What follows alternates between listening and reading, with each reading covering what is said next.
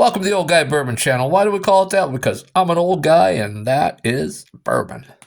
And today we're reviewing Elijah Craig Small Batch. That's a 94 proof. This one is $35 in Pennsylvania. It's currently on sale for $32. Now the story is Elijah Craig is the father of a bourbon, and that there was a fire that his barrels got charred, or that he had fish in the barrels, and then to get the smell out, he charred the barrels.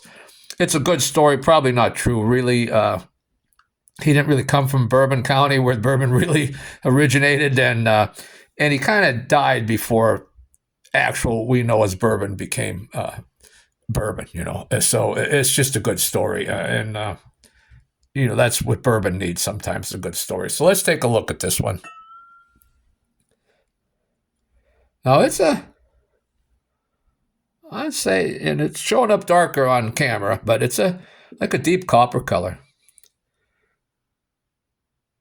You can see some legs there.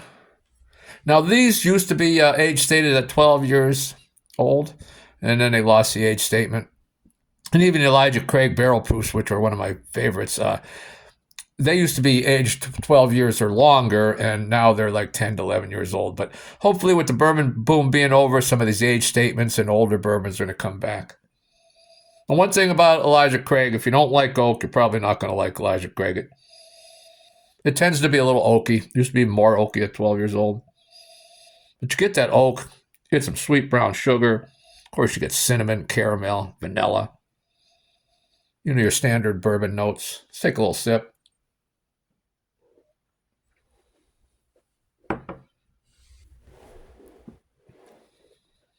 On the sip, all the flavors on the nose come through on the palate. That oak's there, the caramel's there, the cinnamon's there, the vanilla's there. Now, this is a Heaven Hill product. You get a little nuttiness. There's also some rye spice, even though this isn't a high rye.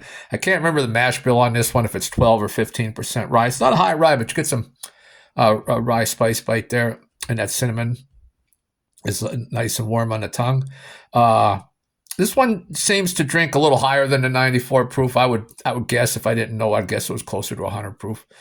But it's a tasty bourbon. There's a lot going on there. A nice long finish. I think it's worth the money on sale for $32 or even $35.